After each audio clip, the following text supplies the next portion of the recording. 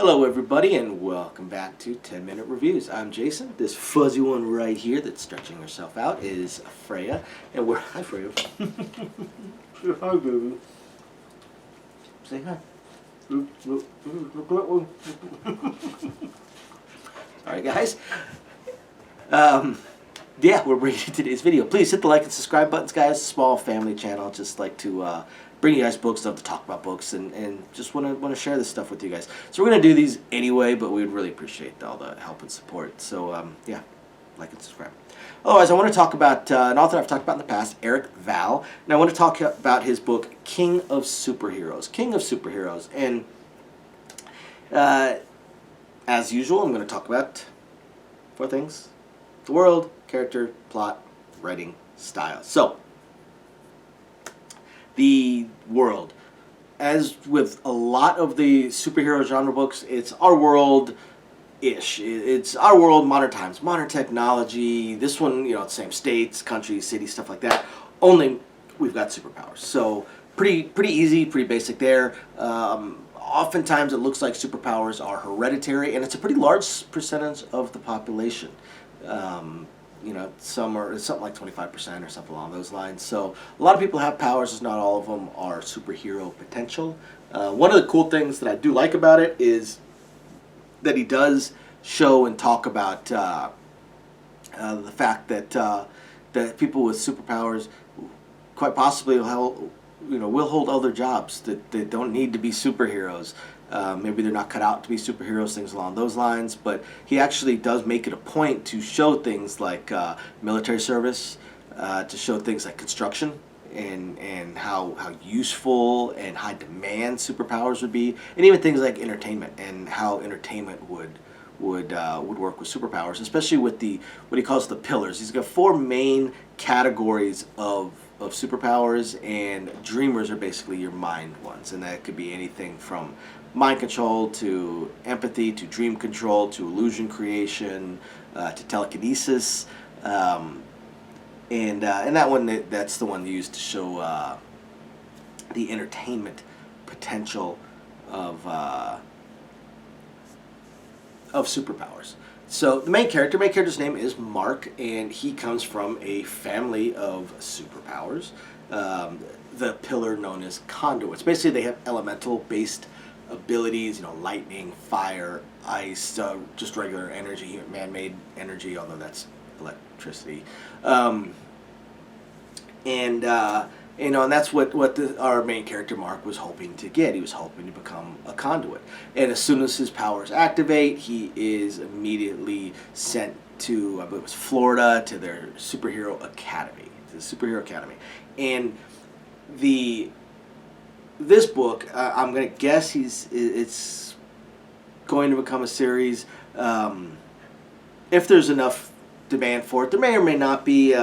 I really enjoy Eric Vall books. I enjoy superhero books, so I liked this book, but I do consider it kind of a weaker example of Eric Vall's writing. The things that I really liked about the book, the way he presents the superpowers, and especially again the way he presents the whole world, and the fact that superpowers will be used for other things. That's something that's missed in so many books on superheroes and superpowers. Obviously, someone like Drew Hayes builds up a phenomenal world, but most of them, you've got superpowers. You're superpower good or superpower bad. Superhero or supervillain. That's it. No real discussion about the fact that, if you can fly and you've got some decent strength, the construction industry would absolutely love to have you. Or that if you can make, awesome illusions, then you'd probably be a great entertainer. Or, you're not really the hero type, but you could shoot fireballs. The military might appreciate having you.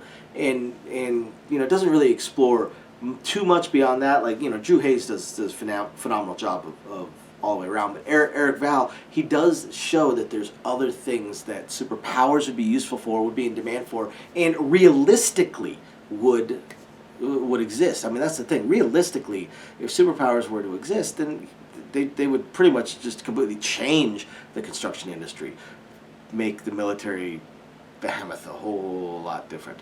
So that's one of the things I really, really, really liked about it. Really liked about it. The second thing that I really liked about it is that for the most part, since these characters are adults, when they go into the superhero academy, they're for the most part treated like adults. I mean, they're almost from the get-go, they're put into life and death situations, in real world situations. Again, like I said, almost from the get-go. Um, it's pretty cool. Basically, they're treated like adults. Treated like adults. The things that I was not a huge fan of. Oh, I'm sorry. I'm missing a big part of the plot as well. And that Mark appears to be what they call an Omega. He shows the abilities from all four conduits, which is supposed to be impossible. You're only supposed to be able to present powers from one set of powers. He's showing powers from all of them, which also they hint at the fact that means that he could theoretically possess all powers, basically be able to do anything. And the last Omega that showed up was like 100 years prior to that, and was basically the king of the world and king of superheroes. So, him showing these powers and all that is pretty interesting. The negatives, there's a few things that I just kind of threw me out of the book. One is, as soon as he shows as soon as they realize that he's an Omega, all of a sudden you've got this group of basically frat boys that just instantly hate him, want to call him a freak, just because that seems to have to be in every book. Is you gotta have that conflict in the character being considered a freak, and it feels forced and it feels unrealistic.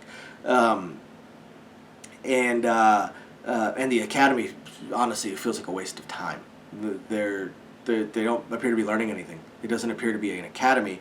They would, from what they are being shown and being told to do and having to